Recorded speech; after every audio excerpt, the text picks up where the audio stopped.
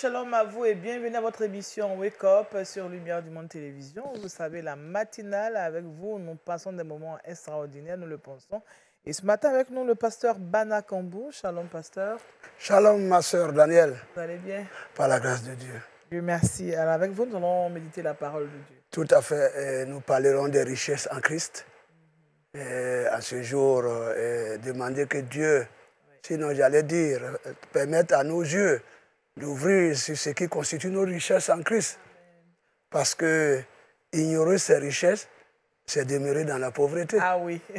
Mais quand on connaît ces richesses, oui, on est serein, quoi. On est serein et on en fera usage au moment opportun. Alléluia. Donc voici un peu résumé l'idée de notre méditation de ce matin. Merci, pasteur Bana. C'est toujours un plaisir pour nous de vous recevoir. Nous aussi, hein. Toujours et surtout, Daniel, tu es jovial. La matinée, tu es jovial. Tu communiques ta joie. En tout cas, il y a ce que tout le monde entend de prendre ma joie. Hein. Ben oui, c'est ça qui est bien. Merci, pasteur Bana. Merci beaucoup. Tout à l'heure pour la rubrique Méditons ensemble. Shalom, Josué. Shalom, Daniel. Ça va? Ça va, Dieu fait grâce. Pas ça à dire, est-ce que je t'ai communiqué ma joie? Ah oui, tranquille. Avec Jésus, on aura Culture Actu, le saviez-vous? Oui, Culture Actu, on va parler de musique, donc du chant Eligata.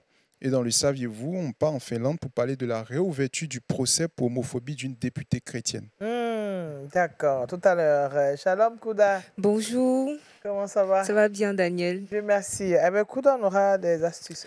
Oui, aujourd'hui, j'ai pour vous, amis de Wake Up, 3 astuces pour provoquer un éternuement. Parce qu'il n'y a pas que les bénédictions à débloquer. Souvent aussi, il y a l'éternuement qui est bloqué au niveau de la gorge. Ça crée une sensation très désagréable. Oui, donc, comment on peut débloquer ça? J'ai envie de dire au nom de Jésus, mais bon. Amen. C'est important.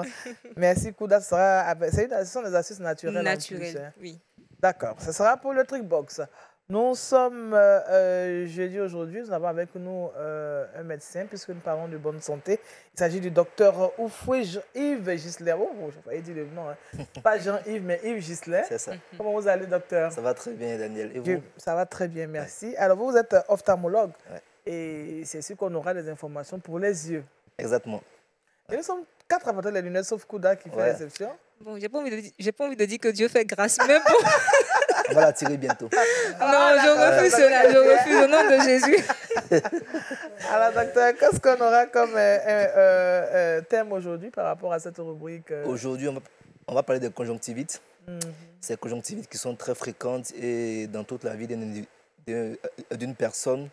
Il aura affaire à ces conjonctivites-là, des petites astuces pour essayer d'éviter la propagation et d'éviter les complications des conjonctivites. D'accord, voilà. Ça se traduit par la rougeur des yeux. La rougeur des yeux qui collent le matin, des yeux qui démangent souvent, et puis des yeux qui sont très inconfortables à la lumière et voilà, qui vont très vite dans un contexte épidémique. Voilà, qui prend d'abord une personne et puis après ça prend une autre personne. Dans la maison, ça fait le tour. Voilà, très souvent, c'est désagréable. C'est pas très dangereux, mais ça peut pourrir un peu la vie quand même. D'accord, il faut quand même en parler. Voilà, ouais. Merci, docteur. Voilà, nous avons fait le tour de table. C'est donc notre décor qui est planté. Sans plus attendre, nous allons prendre nos Bibles, de quoi noter. Et on y va pour la méditation. Et c'est méditons ensemble.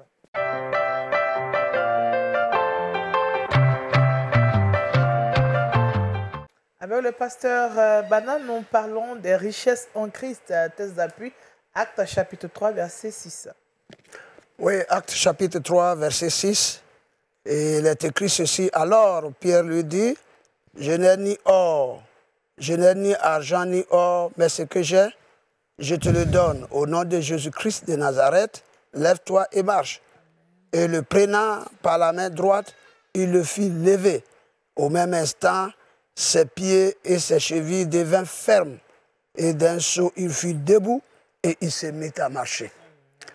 Alors, en ce jour, à cette matinale, nous voulons rendre gloire à Dieu de ce que ce passage ouvre nos yeux sur les richesses que nous, en tant que chrétiens, nous possédons. Et comme je le disais en introduction, avec notre sœur Daniel, ignorer ces richesses, c'est vraiment vivre dans la pauvreté, dans la misère.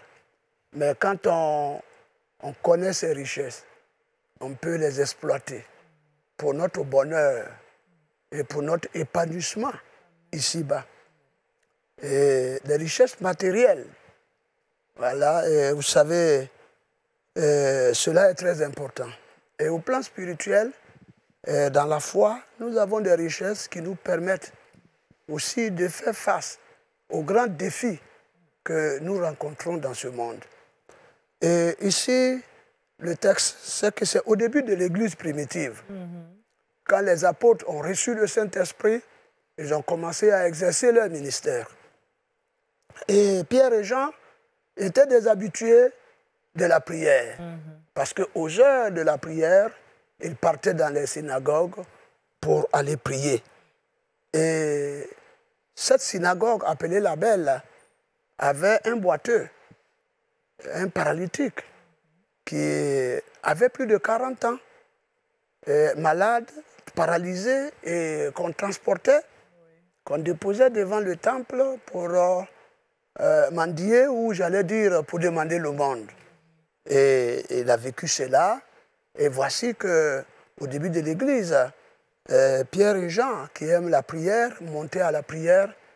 Et je ne pense pas que ce soit la première fois qu'ils le trouvent là, mais cette fois-là, ils ont trouvé cet homme, et de loin, il les a fixés, s'attendant à recevoir quelque chose d'eux.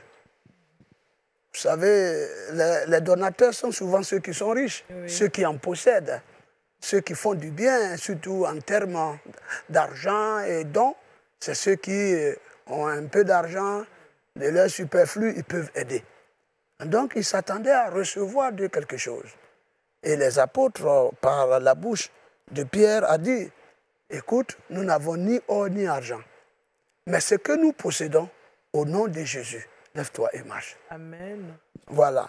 Certains pouvaient donner l'argent, mais ici, ils ont une richesse autre que l'argent. Et voici quelques éléments que je relève qui sont donc une richesse autre que l'argent. Ils peuvent nous aider à faire face aux défis de ce monde. Alors, la première des choses, c'est la prière. Je voudrais encourager les croyants à la prière. Vous savez, quand nous avons un défi en face, nous avons cette habitude de courir ça et là. Courir derrière un homme de Dieu. Ce n'est pas mauvais. Chercher un pasteur pour qu'on prie pour nous, ce n'est pas mauvais. Chercher un prophète, aujourd'hui, hein, c'est ça qui est d'actualité. Bon, si on trouve des prophètes qui reçoivent la pensée de Dieu, pour vous, ce n'est pas mauvais. Et courir derrière un homme, ce n'est pas mauvais. Mais nous ne devons pas ignorer que nous avons une richesse que nous possédons, chaque enfant de Dieu, que ce soit le pasteur, le fidèle, il a une richesse, nous avons une richesse commune, c'est la prière. Amen. Et si nous avons en face de nous une situation qu'on peut se mettre à genoux pour implorer Dieu, alors on peut défier n'importe quelle situation. Alors, donc ici, Pierre et Jean étaient conscients qu'ils peuvent tout par la prière. C'est pourquoi, pendant ce temps-là, ils partaient se mettre dans le recueillement, chercher Dieu dans la prière, parce que, de par la prière, ils savaient qu'ils peuvent obtenir de Dieu ce dont ils avaient besoin. Donc, nous demandons aux chrétiens aujourd'hui de faire de la prière leur style de vie, et ils verront des résultats. Amen. Dans leur vie. Ils verront des résultats. Et ça, c'est clair. La prière débloque n'importe quelle situation, la prière. Et ça, c'est ce que nous ignorons. C'est pourquoi nous voyons beaucoup qui se font anarquer par des soi-disant des prophètes, soi-disant des grands hommes de Dieu. Bon, malheureusement, moi-même je suis pasteur, mais bon, cet événement est inconfortable dans notre milieu. Oui. Mais il faut en parler. Les gens qui ignorent qu'eux-mêmes peuvent prier, peuvent chercher la face de Dieu pour trouver une solution ou débloquer une situation, courent ça et là, et bon, on peut se faire anarquer par n'importe qui. Vous savez, j'ai reçu quelqu'un au bureau cette semaine qui disait que sa femme est malade, elle est dans un pays, Et sa femme a téléphoné à son mari pour dire, va voir tel homme de Dieu, et il demande tel montant, parce que j'ai vu sur les réseaux sociaux qu'à distance, il peut prier pour la maladie que j'ai là, pour que ce mal disparaisse. Et donc, il demande ceci, va. Et il est venu me croiser au bureau. J'ai dit, bon, écoute, hein, je suis désolé de te dire que ta femme, là où elle est, elle peut prier, Dieu va l'exaucer. Et toi-même, tu peux prier pour ta femme. Pourquoi demander de l'argent pour prier à distance pour quelqu'un? Alors, donc, malheureusement, l'Église, dans ces temps derniers, surtout les croyants, sont devenus très faibles dans la prière, sont devenus paresseux dans la prière. Ils attendent que tout vienne des autres, prier pour eux, gêner pour eux. Mais si les enfants de Dieu savent qu'ils possèdent la prière comme une richesse devant n'importe quelle situation, nous les invitons à se mettre à genoux. Un de mes professeurs d'études bibliques disait, tout s'obtient par les genoux aux pieds du Seigneur.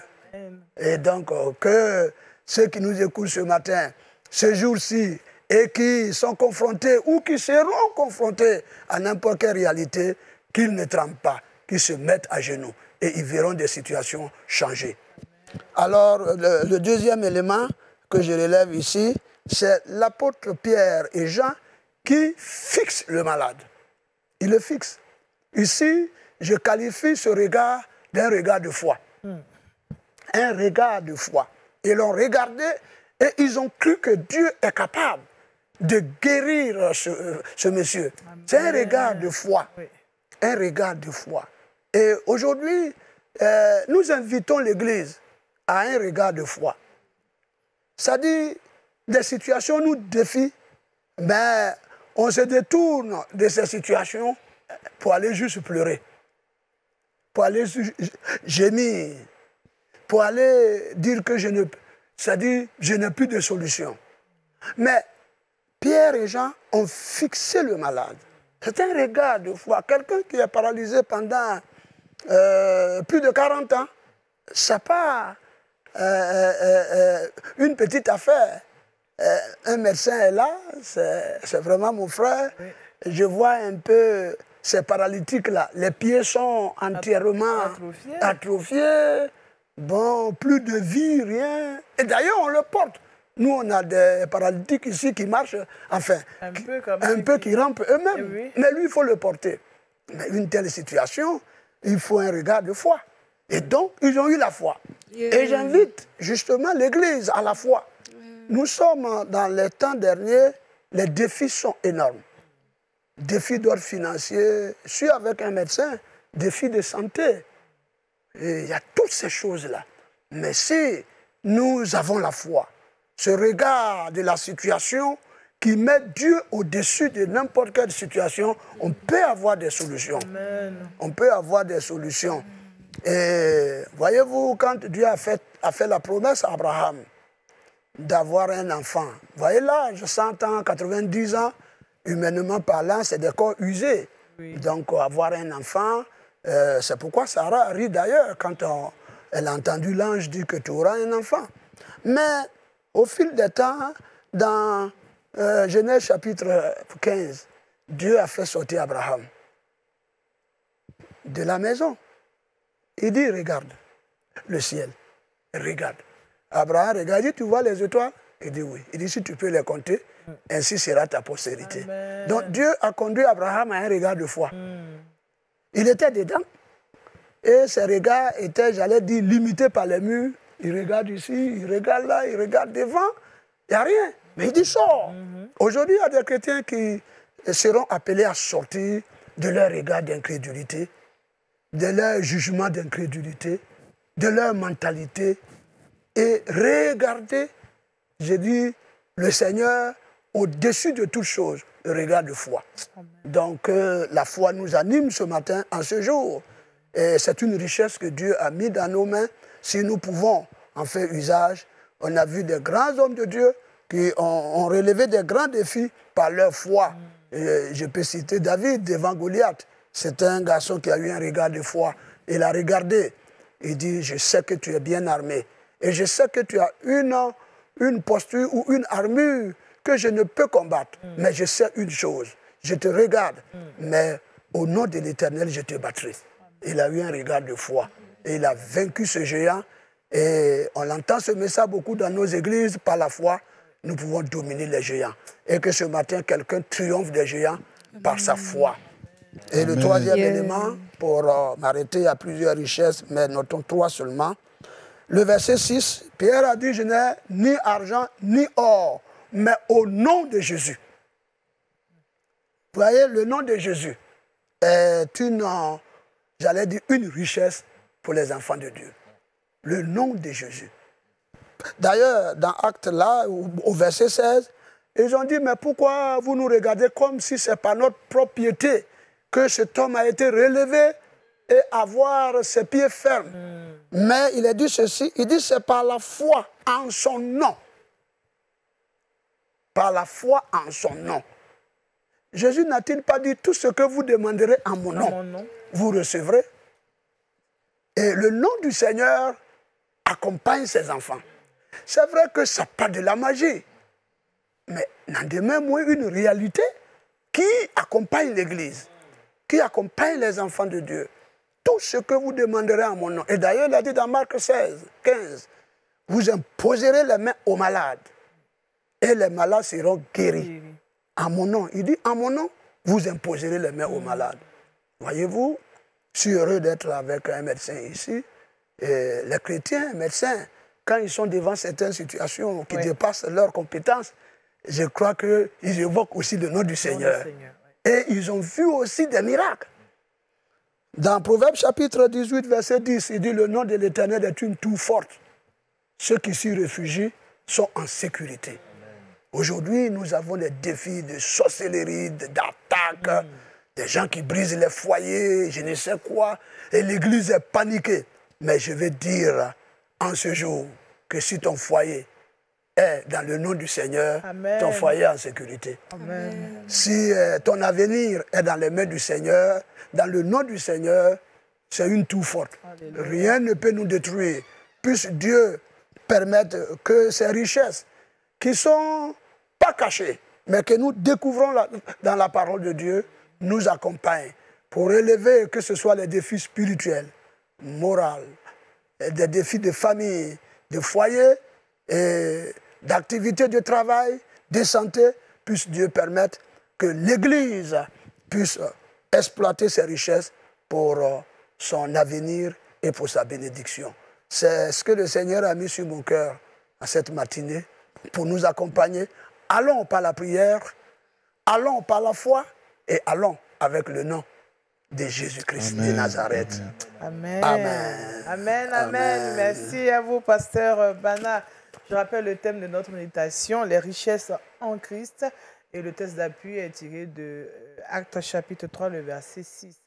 Alors, pasteur, nous n'avons plus besoin de promener des regards inquiets. Oui. Notre richesse est en Jésus. En Jésus. Alors, comment aujourd'hui, justement, un chrétien peut s'approprier ces richesses-là quand on voit que y a beaucoup de choses qui s'offrent à nous. Hein. Aujourd'hui, on a sur les réseaux sociaux des coachs, des personnes. Vraiment, il y a du tout maintenant. Oui, alors, comment aujourd'hui un chrétien peut s'approprier ces richesses et vivre vraiment réellement avec ces richesses, les expérimenter tous les jours? Oui, oui, tout à fait. Le chrétien, je dirais tout simplement, que doit prendre sa vie en compte de nos jours.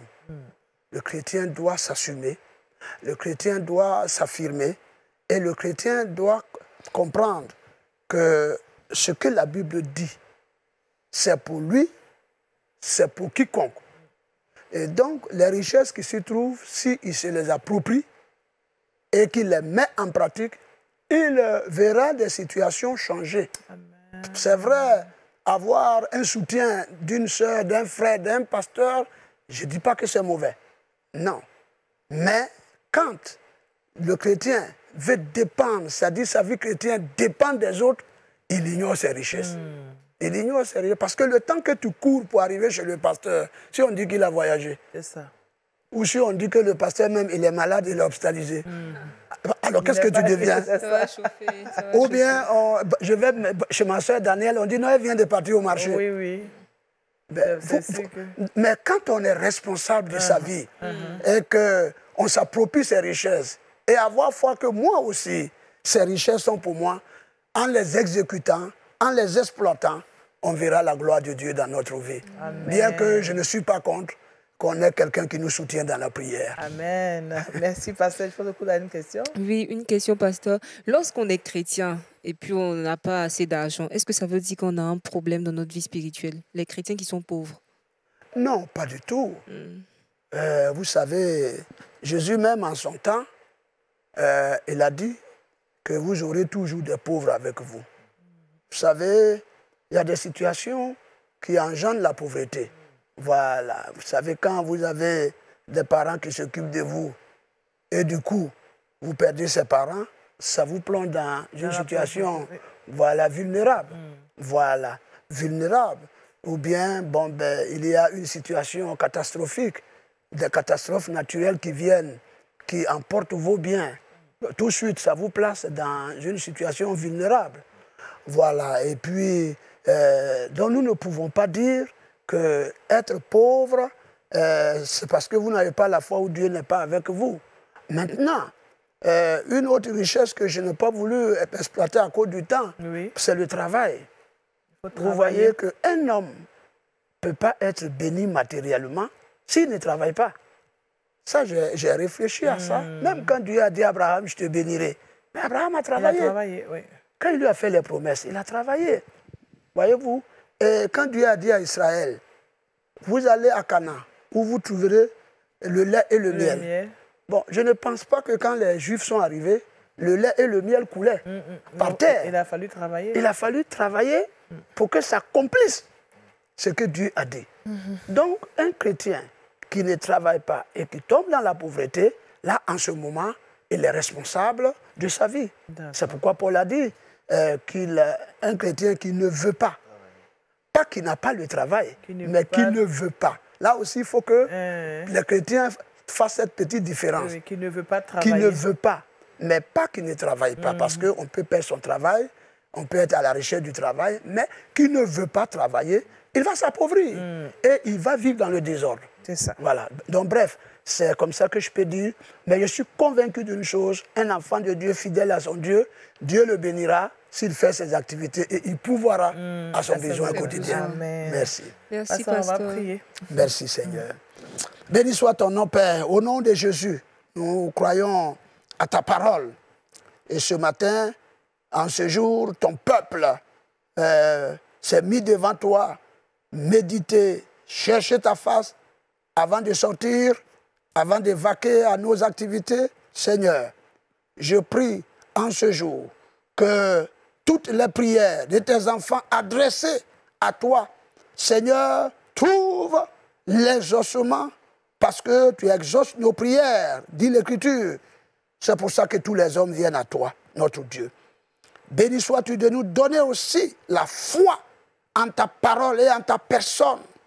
La foi qui défie toutes les situations. Seigneur, nous en avons besoin dans ces temps derniers. Nous avons besoin également d'être rassurés parce que nous avons le nom de Jésus. C'est une puissance qui nous accompagne. Et en ton nom, plusieurs défis sont relevés. Seigneur, que ton nom accompagne ton peuple ce matin, afin que Christ soit glorifié et que la bénédiction découle sur tes enfants. Merci pour cette matinée, merci pour ce jour. Accompagne-nous, Père. En ton nom, nous avons prié. Amen. Amen. Amen. Merci, pasteur. Voilà. Merci. Ainsi, nous refermons cette page consacrée donc à la méditation. Méditons ensemble et nous ouvrons celle de la actualité chrétienne culturelle. Et c'est tout de suite avec José Dioba, Culture Actu.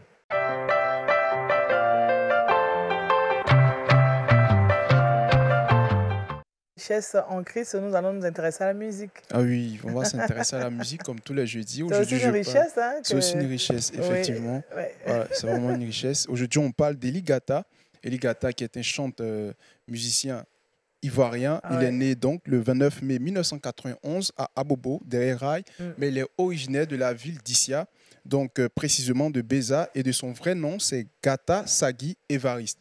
Donc, ses débuts de ministère de chant, il a commencé à l'église Communauté de Christ d'Abobo, puis plus tard, il va rejoindre l'église Myrena de Cocody, où il est responsable des chants.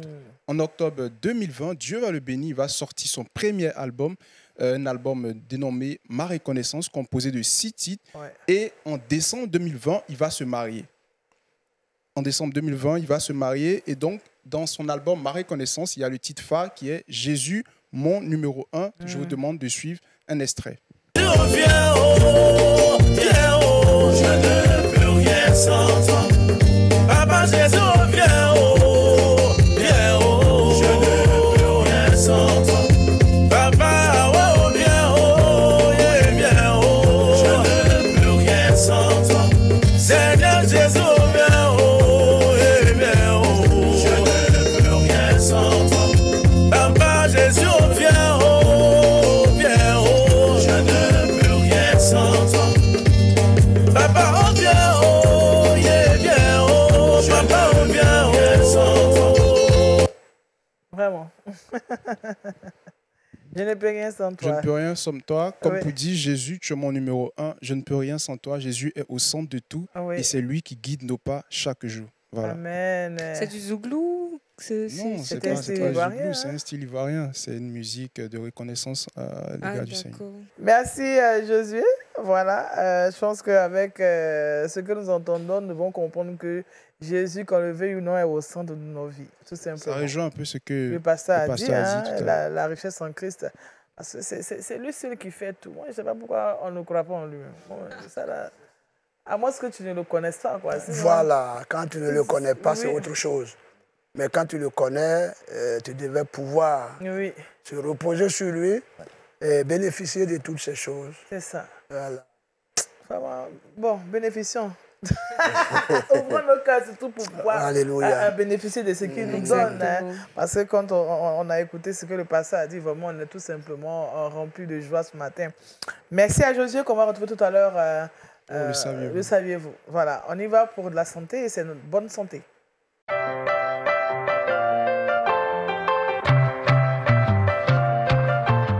Avec le docteur Oufoué Yves Ghislain, nous allons nous intéresser à une maladie qu'on appelle la conjonctivite. Il s'agit donc des yeux. Ouais. Le docteur, il est ophtalmologue. Voilà. C'est ça. Alors, la conjonctivite, on dit quoi? La conjonctivite ou bien les conjonctivites? Comme c'est un grand groupe, on dit les conjonctivites. D'accord. Mais comme il y a plusieurs sous-groupes, très souvent, quand c'est spécifié, on peut dire la conjonctivite, mais c'est un grand groupe de conjonctivites, donc on dit les conjonctivites. D'accord, voilà. Donc on va rester sur les conjonctivites. Voilà. De quoi s'agit-il? Ok, les conjonctivites, c'est une inflammation de la conjonctive. En fait, la conjonctive, c'est une membrane qui va protéger l'œil. Donc les richesses que Dieu nous a données, il y a aussi la santé, comme a dit le pasteur. Paul, à Pierre et Jean, on dit à ce paralytique, lève-toi, parce que la santé est un bien précieux que Dieu nous donne. Amen. Donc Dieu, quand il a fait l'œil, qu'il apparaît de la vision, il a mis des systèmes pour protéger l'œil. Et la conjonctive, ça protège l'œil contre tout ce qui est agression. Donc quand il y a une agression, cette membrane qui protège l'œil va devenir inflammatoire et créer une conjonctivite. Voilà, donc c'est un phénomène qui est assez fréquent, qui est très souvent guéri seul, sans médicaments, mais qui prend souvent du temps. C'est très fréquent. Dans toute la vie d'une personne, il aura souvent des conjonctivites. Souvent, c'est à la naissance. Donc, on appelle la conjonctivite du nouveau-né. C'est pourquoi, quand on naît, systématiquement, les sages-femmes, les médecins donnent un collier antibiotique en prophylaxie de prévention. Parce que l'œil de l'enfant est beaucoup exposé à tout ce qui est agression qui vient de l'extérieur. Donc, systématiquement, pendant 2-3 semaines, on donne un traitement prophylactique contre cette conjonctivite. Au fur et à mesure aussi, on parle des conjonctivites. Voilà. Dont la plus connue, c'est la conjonctivite virale. On appelle souvent Apollo. Voilà, c'est un contexte épidémique. Apollo 12. C'est comme ça on dit à Abidjan. La petite histoire, c'est une des grosses épidémies est arrivée quand il y a la mission sur la Lune. Ou la mission Apollo. Donc ça coïncidait en fait.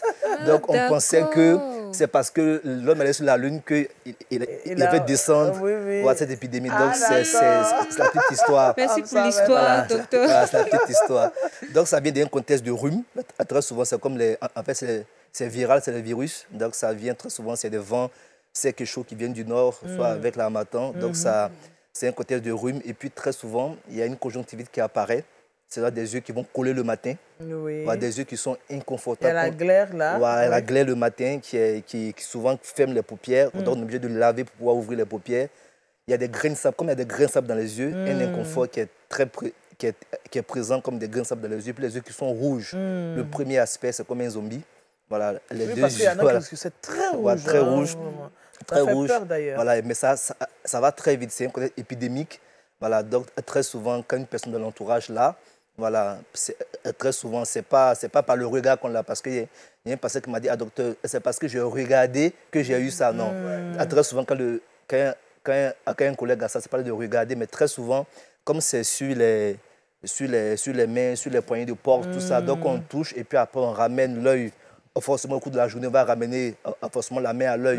Donc, on s'infecte. Donc, c'est manuporté, quoi. Ouais, c'est manuporté, c'est manuporté, mais d'un contexte de rhume. Voilà, mais très souvent, ça guérit souvent sans traitement, mais ça prend du temps. Voilà, ça prend environ 7 à 10 jours pour guérir, alors que sous traitement, ça prend environ 2 à 3 jours. Le traitement, il est assez simple. C'est de se rincer beaucoup les yeux avec du sérum physiologique ou bien de l'eau propre, ou bien un traitement antiseptique ou antibiotique en pharmacie. Mais très souvent, au moment, à ce qu'elle faisait avant, elle avait de l'eau sucrée. Même aux États-Unis, souvent, on a de l'eau sucrée. Voilà, ça permet de résoudre ce problème de conjonctivite virale. Voilà, mais parfois, pour les enfants, on utilisait le lait maternel. Oui, le lait maternel a beaucoup de vertus. Donc, on mettait dans l'œil de l'enfant. C'est ça. Le lait maternel a des anticorps qui permettent aussi de lutter comme ça. C'est des vieilles astuces de maman et puis qui marchent très bien. D'accord. Voilà. Donc, ça, c'est un grand de conjonctivite virale. Après, les conjonctivites bactériennes qui sont un peu plus graves. Aussi, qu'on dit allergiques. Les enfants qui sont asthmatiques, mais qui sont allergiques, très souvent, 3-4 ans, ils vont commencer à se gratter les yeux qui deviennent très marrons, ou bien qui sont enrhumés. Très souvent, ça crée une conjonctivite allergique. Donc, mon fils, chaque 2-3 mois, il se gratte les yeux deviennent marrons. C'est une conjonctivite allergique, mais très souvent qui va régresser après la puberté. Ça veut dire qu'après, quand le traitement, les yeux redeviennent blancs. Blanc comme avant. Mais quand ça reste toujours coloré, c'est qu'il y a une surinfection, bien autre problème qu'il faut chercher la cause. D'accord. Voilà. Je voulais dire quelque chose. Oui, par rapport aux causes. Oui. Très souvent, à Abidjan, en Côte d'Ivoire, lorsqu'on attrape la polio, on dit que ça cause une feuille blanche qui se balade. Ouais, en fait, c'est comme... Non, c'est pas lié à ça. Comme ça, en fait, c'est un courant de vent qui vient du nord du pays, du désert, et puis qui va jusqu'à la mer. Donc, dans ce courant de vent-là, c'est un contexte épidémique, très souvent en décembre, janvier, ou bien il y a des périodes comme ça où il y a des épidémies de conjonctivite à Abidjan. Très souvent, c'est un vent qui l'emporte. Et puis, ça coïncide souvent avec... Comme quand le vent vient, ce petit pollen se détache des fleurs. Donc, ça coïncide, on dit, c'est parce que c'est lui qui envoie ça. Voilà, c'est lui qui envoie ça. C'est une coïncidence, en fait. D'accord. Alors, souvent, quand les gens qui ont la conjonctivite, on les voit avec des lunettes fumées. Ouais. Voilà, les lunettes fumées, en fait, c'est conseillé. C'est conseillé parce qu'en fait, il y a aussi la santé aussi, c'est un volet psychologique. Il y a des personnes déjà, quand elles vont te voir, tu as les yeux rouges déjà le refoulement, si m'approche de toi, tu vas me contaminer, tout ça. Et puis de deux, ça permet aussi, ça cause une petite barrière. Les lunettes créent une barrière parce que dans toute l'atmosphère, il y a beaucoup d'intempéries, beaucoup de choses qu'on ne voit pas qui peuvent se déposer sur l'œil. Donc les lunettes créent une petite barrière qui vont éviter de créer une surinfection. Voilà. Et puis aussi, c'est surtout les femmes. Voilà, je sors les yeux rouges, c'est une catastrophe déjà.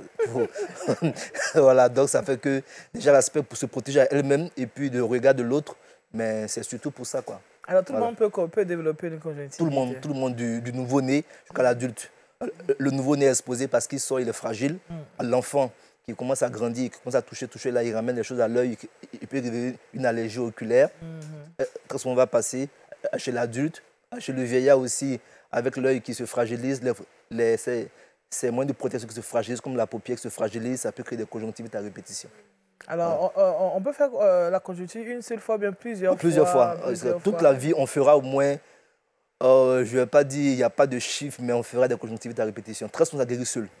D'accord, mais il n'y a pas de conséquences. Oui, c'est bénin. Des complications après. Oui, c'est bénin, les conditions sont assez bénin. Il n'y a pas de conséquences à long terme, mais très souvent, comme ça peut pourrir un peu la vie. Il y a environ 2 à 3% qui peuvent se compliquer.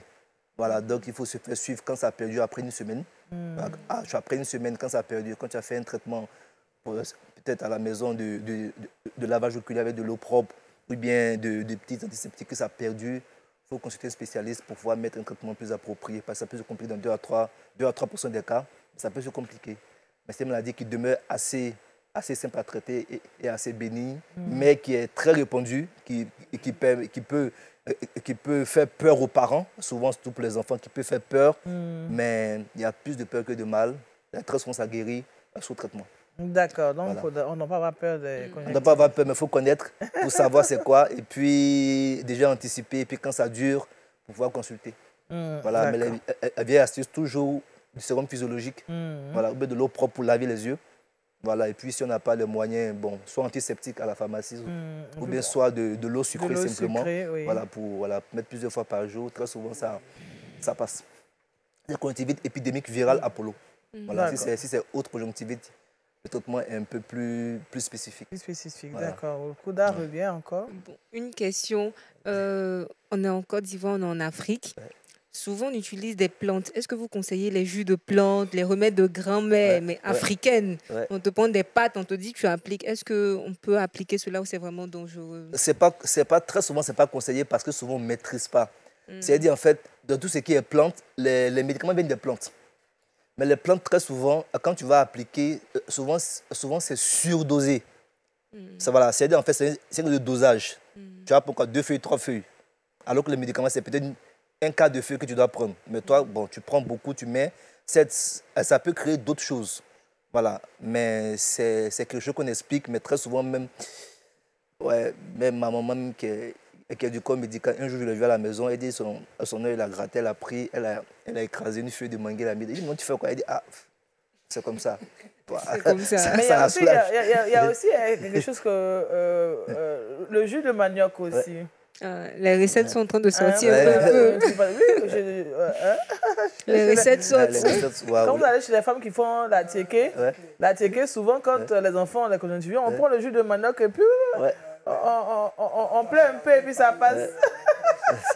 Voilà, ça c'est en fait... Dans tous les cas, c'est là, il faut en prendre soin quand même. Il faut en prendre soin, mais déjà, c'est de l'eau propre, de l'eau propre, parce que l'eau déjà va essayer d'éliminer tout ce qui est à charge de microbes, ça va les éliminer, et puis l'organisme même va combattre ça. Voilà. Dans le jus de manioc, il y a des vertus antiseptiques à l'intérieur que je ne sais pas qui peuvent déjà faire partir ça assez vite. D'accord. Merci, docteur. Dans tous les cas, c'est bénin. Voilà, donc, il n'y a pas de problème. C'est bénin, il ne faut pas trop s'inquiéter pour ça. Merci, docteur Oufoué. Voilà. On a parlé de conjonctivite. Bon, on n'a pas trop s'inquiéter. C'est vrai que c'est inconfortable, mais quand même, il faut consulter quand même le médecin pour avoir la conduite à tenir aussi. C'est ça. D'accord. Merci, docteur. On va retrouver Kouda et c'est le Trickbox.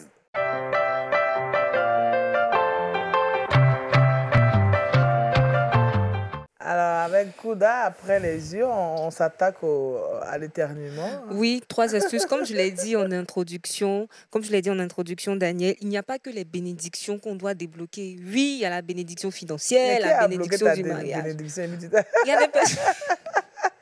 Bon, je veux dire, au-delà des bénédictions, il y a aussi l'éternuement qu'on veut débloquer souvent. Parce que très souvent, ça arrive, tu veux éternuer et puis c'est très désagréable. Ça fait même couler les larmes parfois. C'est très gênant. Oui. Donc, voici 3 astuces toutes simples que vous pouvez appliquer pour pouvoir débloquer cela. La première astuce, c'est le poivre. Le poivre. Donc, on va sentir un peu de poivre. C'est très épicé. L'odeur, ça... Et je précise que c'est des astuces un peu bizarres. Je précise que c'est des astuces un peu bizarres, mais qui fonctionnent. D'accord. Voilà, mais qui fonctionnent. Donc, testez. Le poivre Prenez noir. Un peu de le poivre noir pur, brut même, j'ai envie de dire. Versez cela dans une assiette et puis sentez. Oui, rapprochez le nez. D'accord. Oui, vous n'allez pas éternuer à répétition. Peut-être 1-2 fois, ça va juste dégager en fait les pores et puis voilà, ça va passer tout simplement. Donc, notez le poivre noir pur. Deuxième astuce qu'on va utiliser, c'est un mouchoir. C'est un mouchoir. Je vais vous demander de faire un petit pic avec le mouchoir que vous allez essayer de passer sous le nez, essayer de chatouiller un peu. Ah, ok. C'est des astuces tout simples en fait pour se soulager. Voilà, on ne va pas se compliquer la vie. un peu un mouchoir, vous essayez de faire un pic avec et vous allez le passer juste en bas du nez, comme ça, chatouiller l'intérieur. Et vous allez voir que les quelques secondes qui vont suivre là. Vous allez éternuer. La libération va s'opérer. Attention d'être seul, il ne faut pas éternuer parce qu'on risque de cogner celui qui est devant nous. Effectivement, donc vous le faites dans la salle de bain ou dans votre chambre. En tout cas, soyez seul pour ne pas gêner les personnes autour de vous. Et la dernière astuce qui fonctionne, parce que ça j'ai déjà appliqué, c'est un peu brut, mais ça fonctionne. Il faut sentir le piment. Non, coup d'attente, même tu nous tues en même temps. Mais c'est des astuces toutes simples. Mais le piment, quand on le met au feu, déjà... il faut sentir le piment. Déjà. Bon, on a un choix. Soit on garde cette gêne-là en nous, ou bien on souffre un peu. Et puis on est libéré.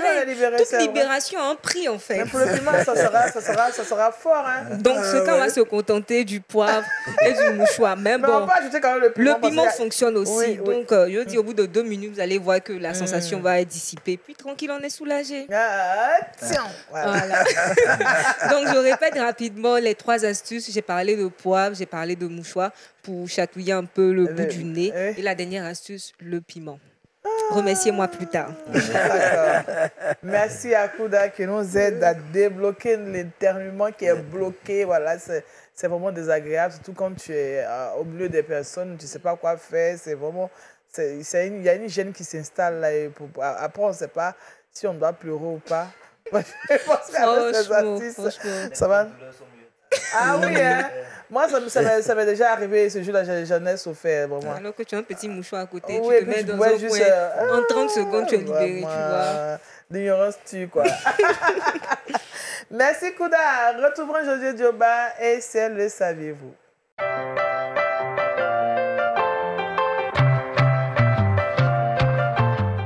Avec Josué, on part en Finlande. Oui, on part en Finlande. Je le disais, dans le sommet, il y a une réouverture du procès pour homophobie d'une députée chrétienne du nom de Päivi Räsänen. Alors, elle était accusée depuis 2019 à l'incitation à la haine envers les homosexuels. Donc, c'était un peu ce pourquoi elle avait été donc arrêtée. Mais Dieu lui a fait grâce. La justice a finalement jugé que ses propos relevaient de la liberté d'expression et de la liberté religieuse. À la suite de cet acquittement, elle affirme ceci, qu'elle est reconnaissante d'avoir eu cette chance de défendre la liberté d'expression et elle s'est dit prête à aller plus loin et jusqu'à la Cour européenne des droits de l'homme. Voilà. Vraiment. Elle a vraiment osé. Elle a osé, nous prions que et lorsqu'on prône les valeurs du royaume, Dieu est toujours de notre côté. C'est ce qu'on peut retenir. Oui, c'est à ça qu'il nous a appelé. Donc, parce que quand on entend ce genre de nouvelles, c'est quand même réconfortant. Oui, c'est réconfortant. On sent qu'il y a par endroits, il y a des chrétiens qui sont injustement incarcérés. Oui, c'est réconfortant pour nous les chrétiens de savoir que nous défendons la vérité. Et j'allais dire, la vérité est toujours du côté de la vérité. Amen. C'est vrai qu'il y a souvent un prix à payer. L'Église doit s'attendre à ça. Quand on prend l'exemple de Daniel, les Shadrach, les Meshach, nous avons vu qu'ils défendaient la vérité biblique, la vérité de Dieu. Ça n'a pas été facile, mais Dieu les a secourus toujours. Donc, comme il le dit la dame, comme elle le dit la dame, effectivement, Dieu aussi a une mission avec chacun de nous. Amen. Voilà, elle peut avoir une mission spéciale. Et puis être dans des instances où elle peut proclamer cette vérité pour les rois et pour les grands de ce monde qui ne suivent pas nos télévisions ou qui ne viennent pas dans nos églises. C'est ça. Donc, quand Dieu a une mission avec toi, il ira au bout avec toi. Ça, c'est clair. Amen. Ça, c'est clair. Merci, pasteur. Merci en tout cas à Josué qui nous fait découvrir ce genre de nouvelles. Hein? Amen, amen. Je rappelle qu'elle est députée chrétienne. Elle est députée chrétienne. Oui. Elle avait été arrêtée parce qu'elle a pointé du doigt l'homosexualité en Finlande. D'accord. Vivement qu'il y ait beaucoup de chrétiens députés pour pouvoir changer certaines données qui n'arrangent pas vraiment le peuple de Dieu. Vraiment. Et ça, je t'appuie vraiment, Daniel. Si l'Église peut nous entendre, qu'elle entende. Parce que Dieu a besoin de nous. Vous savez, l'Église a abandonné certains secteurs. Moi, j'ai pensé à ça. Voilà. L'Église a abandonné aux mains d'autres personnes que je n'ose pas citer ici. Et quand les lois sont votées, on n'a que nos temples pour pleurer, pour crier. Oui. Alors qu'il y a des hommes aujourd'hui, c'est vrai que la politique générale du monde fait qu'on dit « Oh, un chrétien ne peut pas faire la politique ». Mais il ne faut pas confondre. L'Église est apolitique Mais un chrétien peut faire de la politique. Amen. L'Église est apolitique. Mais les enfants de Dieu sont de la société. C'est ça. Il peut être maire, il peut être député, il peut être ministre, pour défendre des vraies valeurs. Bref, comme ce n'est pas le sujet, mais j'appuie vraiment ce que tu dis. Merci. Quand c'est le pasteur qui nous appuie, c'est bon. Merci, pasteur. Alors, on va avoir notre verset boussole. Donc, le verset boussole se trouve dans le livre des Actes des Apôtres. 3, le verset 6, je lis. Alors Pierre lui dit, je n'ai ni argent ni or, mais ce que j'ai, je te le donne au nom de Jésus-Christ de Nazareth. Lève-toi et marche. Amen. Merci, pasteur Bana. Merci beaucoup, Daniel. Daniel. Nous a encouragé ce matin. Merci chaque fois que Dieu nous donne l'opportunité avec vous. Amen. On apprend beaucoup de nos enfants qui vraiment font des recherches et de tous ceux que vous invitez, les médecins et bien d'autres. Oui. Le médecin qui est là, lui, je bénéficie déjà de ses services qu'il me permet de le dire. Même les lunettes que je porte proviennent de sa prescription. Donc on dit merci au docteur. On dit merci au docteur. Amen. En tout cas, merci pasteur aussi. C'est toujours bien pour nous de vous avoir sur notre plateau. Que Dieu soit béni. Merci aussi au docteur pour ses bienfaits. Merci Daniel, merci pour la chaleur dans ce studio. C'est ça, mais en tout cas merci à vous et puis on prie que vraiment vos activités soient bénies, Amen. Merci à Kouda qui a des astuces vraiment qui nous...